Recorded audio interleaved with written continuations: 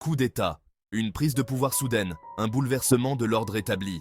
Ces événements, aussi choquants soient-ils, jalonnent l'histoire de l'humanité. Ils nous rappellent brutalement la fragilité des gouvernements et le potentiel omniprésent de changements radicaux de pouvoir.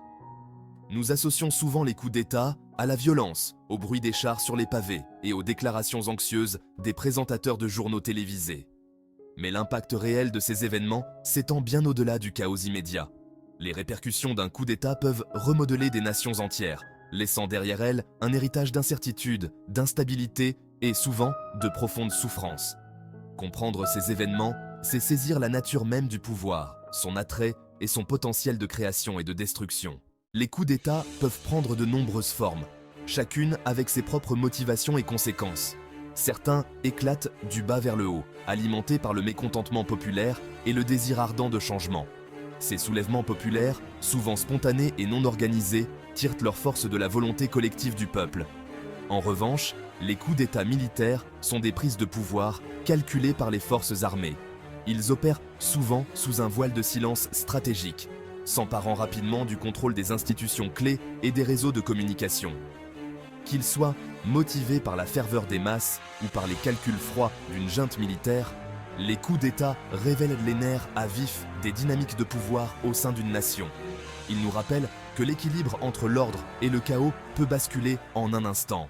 L'histoire nous offre un catalogue alarmant de coups d'État, chacun laissant une marque indélébile sur la scène mondiale.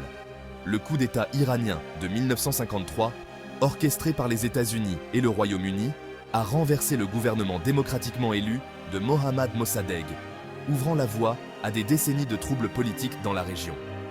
En 1973, le gouvernement socialiste démocratiquement élu du Chili, dirigé par Salvador Allende, a été renversé par un coup d'État brutal, dirigé par le général Augusto Pinochet, inaugurant une période de dictature militaire, marquée par des violations des droits de l'homme et une répression politique.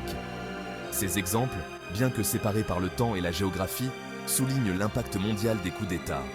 Ils servent de récits édifiants, nous rappelant le coût humain de l'instabilité politique et la fragilité des institutions démocratiques. Les lendemains d'un coup d'État sont souvent chaotiques et imprévisibles. Les gouvernements sont renversés, les constitutions suspendues et l'état de droit bafoué. Pourtant, l'impact réel de ces événements se déroule sur des décennies, projetant une ombre portée sur les nations et leurs peuples. Les économies peuvent être paralysées, les investissements étrangers se tarissant et les services essentiels perturbés. La confiance sociale, le tissu même d'une société qui fonctionne, peut être déchiré, remplacé par la suspicion, la peur et la paranoïa. Le traumatisme d'un coup d'État peut perdurer pendant des générations, façonnant les identités nationales et influençant le discours politique. Il sert de rappel constant de la fragilité de la paix et du potentiel omniprésent de conflits. Section 5. Des cicatrices sur l'âme nationale. Le processus de guérison après un coup d'État est long et ardu. Les sociétés doivent faire face au traumatisme du passé, en recherchant justice pour les victimes et en exigeant des comptes aux responsables. Cela nécessite souvent un exercice d'équilibriste délicat entre la poursuite de la vérité et la réconciliation, tout en naviguant dans les complexités d'un paysage politique fracturé. Les commissions vérité, les monuments commémoratifs et les excuses publiques peuvent jouer un rôle essentiel dans la reconnaissance des torts passés et la promotion d'un sentiment de guérison collective. Cependant, le chemin vers le rétablissement est rarement linéaire. Les revers sont inévitables et les cicatrices du passé peuvent refaire surface de manière inattendue, rappelant à tous la fragilité de la paix. Section 6. Reconstruire la confiance. Reconstruire les nations. Reconstruire la confiance au lendemain d'un coup d'État est une tâche monumentale. Cela exige un engagement collectif envers les principes démocratiques, le respect des droits de l'homme et la volonté d'engager un dialogue ouvert et honnête. Le renforcement des institutions, la promotion de la transparence et la garantie de la responsabilité sont des étapes cruciales pour restaurer la confiance dans la gouvernance.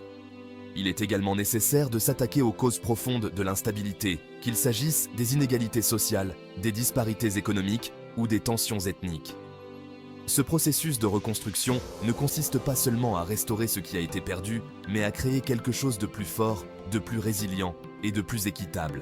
Il s'agit de tirer les leçons des erreurs du passé et de forger un avenir où la volonté du peuple règne en maître. Section 7. Un jeu sans fin. Les coups d'État ne sont pas des événements isolés.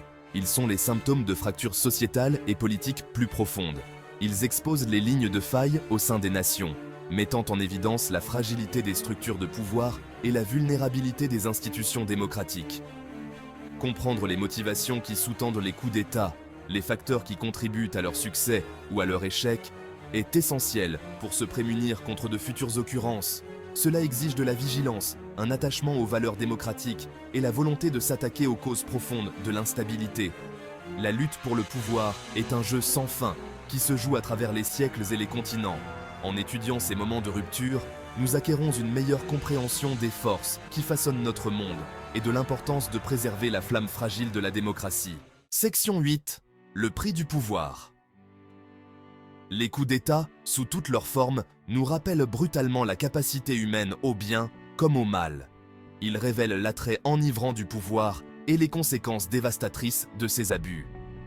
Ces événements, aussi perturbateurs et destructeurs soient-ils, offrent également un aperçu de la force d'âme inébranlable de l'humanité. Ils nous rappellent notre capacité de résilience, notre soif de liberté et notre foi inébranlable en la possibilité d'un avenir meilleur. Comprendre véritablement les coups d'État, c'est se confronter aux complexités de notre expérience humaine commune, reconnaître la fragilité de la paix et réaffirmer notre engagement à bâtir un monde où le pouvoir est au service du peuple et non l'inverse.